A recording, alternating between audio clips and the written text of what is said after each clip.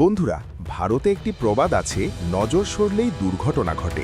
আমরা এমন এক দেশে থাকি যেখানে আপনি যদি আপনার সাইকেল বা মোটরসাইকেল 10 মিনিটের জন্য তালা ছাড়া রেখে দেন, তাহলে সেটি হারিয়ে যাওয়ার আশঙ্কা থাকে। এমনকি চোরেরা সেতুর নাট বল্টু পর্যন্ত চুরি করে নিয়ে যায়। কিন্তু আপনি কি কখনো একটা অদ্ভুত বিষয় খেয়াল করেছেন? ভারতীয় রেলওয়ের হাজার হাজার কিলোমিটার লম্বা রেল লাইন ঘন জঙ্গল, নির্জন পাহাড় আর জনশূন্য মরুভূমির ভেতর দিয়ে চলে গেছে। সেখানে না থাকে পুলিশ, না থাকে সিসিটিভি ক্যামেরা, না থাকে কোনো পাহারাদার।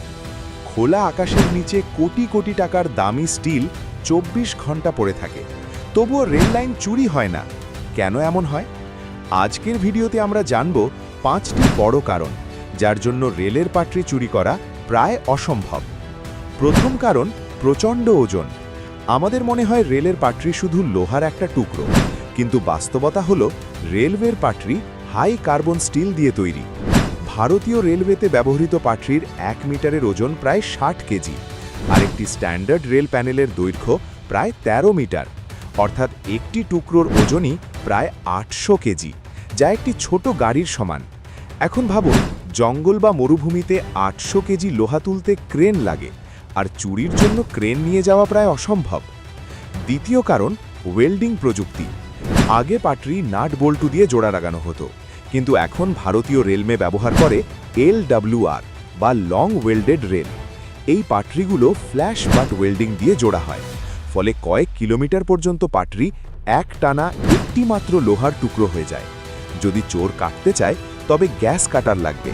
কাটার সময় তীব্র শব্দ ও স্ফুলিঙ্গ বের হয়, যা নির্জন এলাকাতেও দূর থেকে দেখা যায়, অর্থাৎ চুরি করলেই ধরা পড়ার বড় ঝুঁকি। তৃতীয় কারণ, অদৃশ্য নিরাপত্তা, ট্র্যাক সার্কিট।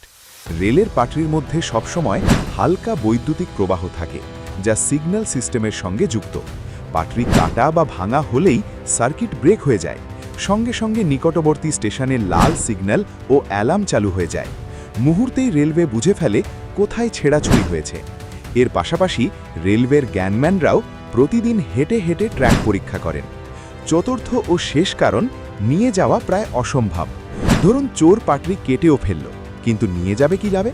বেশিরভাগ রেল লাইন এমন জায়গা দিয়ে যায় যেখানে রাস্তা পর্যন্ত নেই। ভারী ট্রাক বা গাড়ি পৌঁছানো কঠিন। 800 কেজি লোহা তুলে নিয়ে যাওয়া সম্ভব নয়। পাটরির দামের চেয়েও বেশি খরচ পড়ে যাবে সেটাকে বের করতে। 5 নম্বর ও শেষ কারণ, কঠোর আইন। রেলওয়ের লোহায় বিশেষ মার্কিং থাকে। কোনো কাবাড়ি এটি কিনতে ভয় পায়।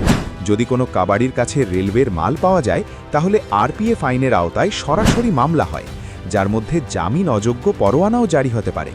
অর্থাৎ চুরির চেয়েও চুরি করা মাল বিক্রি করা আরও কঠিন।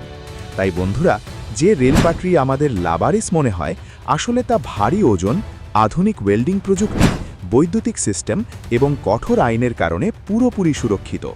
আশা করি আজ আপনি নতুন কিছু জানতে পেরেছেন।